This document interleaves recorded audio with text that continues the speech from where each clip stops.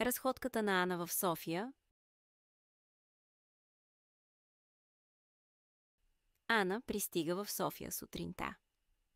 Слънцето грее меко над града. Тя решава да направи спокойна разходка.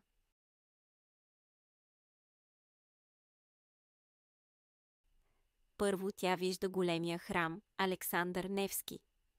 Куполите блестят на слънцето. Ана е впечатлена от красотата.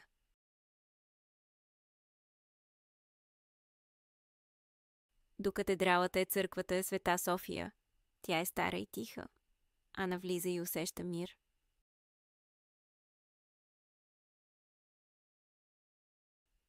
Ана продължава към ротондата Свети Георги.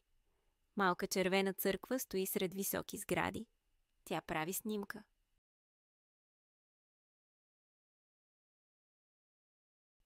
Тя стига до археологическия комплекс Сердика. Под стъклото се виждат римски улици. Ана си представя древния град.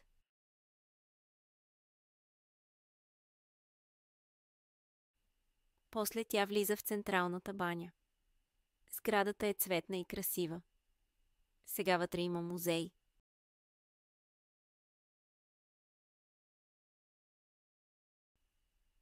Ана спира да отпие вода от минерален извор. Водата е топла и чиста. Тя се усмихва.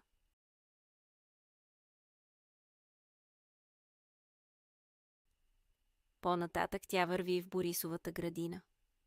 Дърветата са високи и зелени. Птички пеят навсякъде.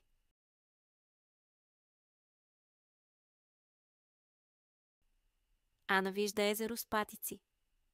Хора се разхождат спокойно. Тя сяда на пейка да почине.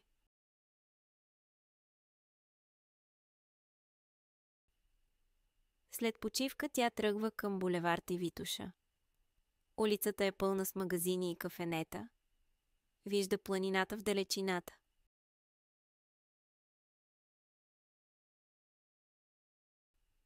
Ана спира в малко кафе. Тя поръчва чай и сладка баница. С вкусна храна тя продължава щастлива.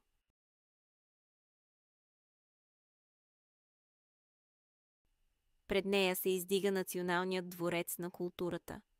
Голямата сграда е модерна и внушителна. Фонтаните пред нея са красиви.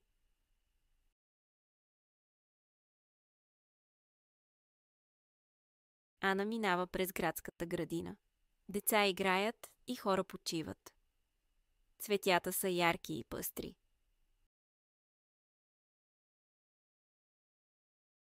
Там е Народният театър Иван Вазов. Фасадата е елегантна и червена.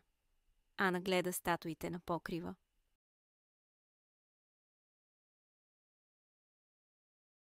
След малко тя достига Софийската синагога. Сградата е голяма и богато украсена. Ана се впечатлява от архитектурата.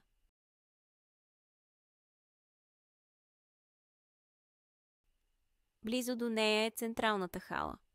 Вътре има плодове, подправки и сладки. Ана купува малко сушени плодове.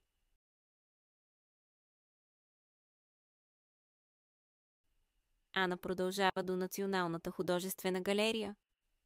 Сградата е стара и е бивш дворец. Вътре има красиви картини.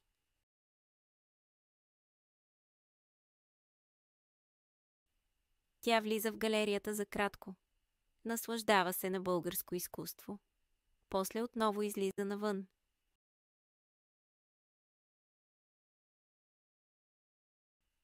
По пътя си Ана вижда паметник на цар Освободител.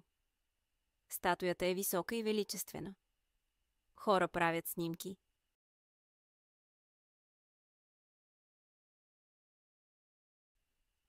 Наблизо стои Народното събрание.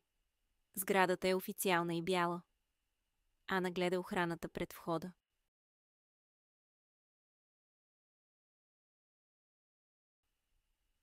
Тя се насочва към Руската църква. Цветните куполи блестят. Вътре е тихо и спокойно.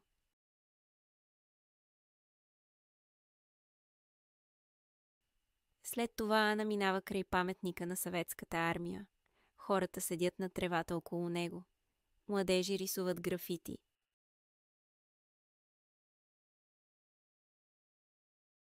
Ана решава да отиде малко извън центъра.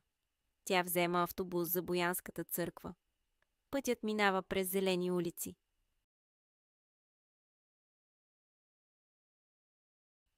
Църквата е малка, но много стара. Фреските вътре са красиви. Ана слуша екскурзовода внимателно.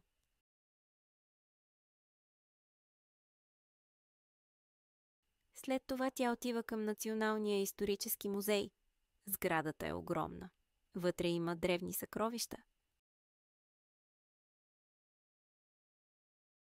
Ана се възхищава на старинните предмети. Златни корони и украшения блестят. Тя научава много за България.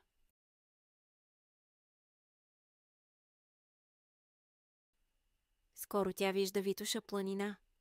Върховете са близо и високи. Ана поема дълбоко въздух.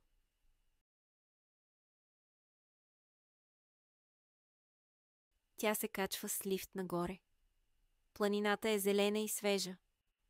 Птици и цветя са навсякъде.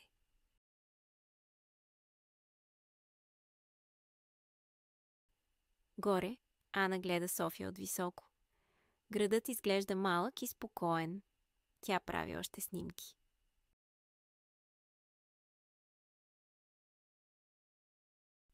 След обед тя слиза обратно в центъра. Улиците пак са шумни. Ана се усмихва и върви бавно.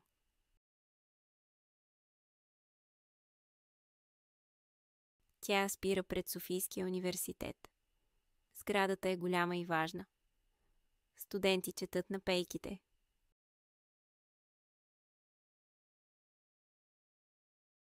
Ана продължава към паметника на Васил Левски. Той е национален герой. Цветя стоят пред паметника.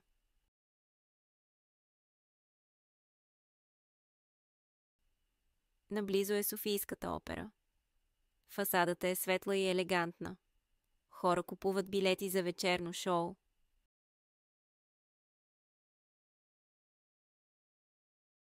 Ана продължава разходката си по тихи улици.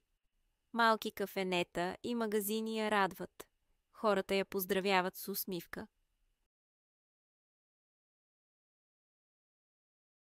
Тя отново стига до булевард Цвитоша.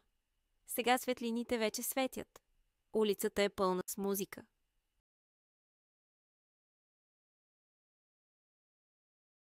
Ана влиза в книжарница. Тя разглежда книги на български език. Купува малък речник за спомен.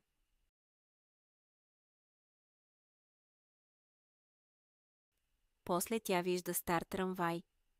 Той тропа по улицата бавно. Ана се вози за няколко спирки.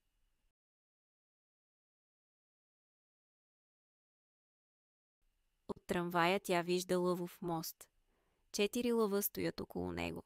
Ана снима красивия мост.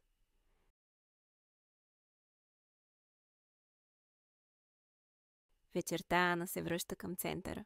Хората вечерят в ресторанти. София свети в нощта.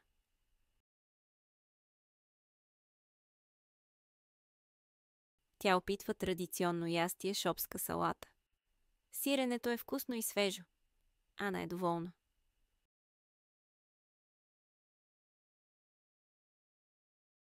После тя яде мусака. Храната е топла и домашна. Ана се чувства като у дома.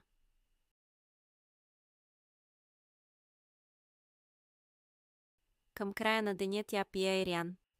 Напитката е студена и освежаваща. Ана се смее щастливо.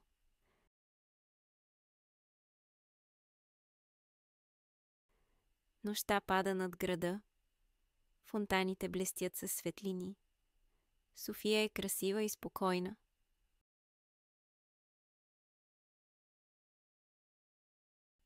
Ана бавно се връща в хотела си.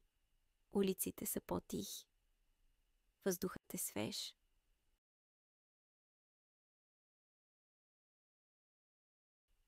Тя мисли за всички места, които видя. Спомените са топли и ярки. Сърцето й е пълно с радост.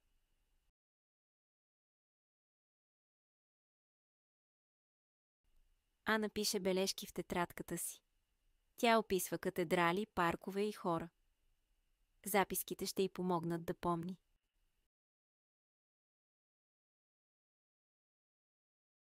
Преди сън тя гледа през прозореца. Градът още блести с лампи. Ана затваря очи.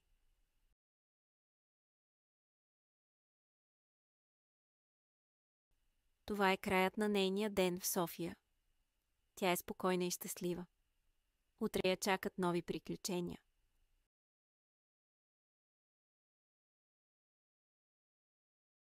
Благодарим, че гледахте нашето видео. За още български истории в бъдеще, абонирайте се за нашия канал.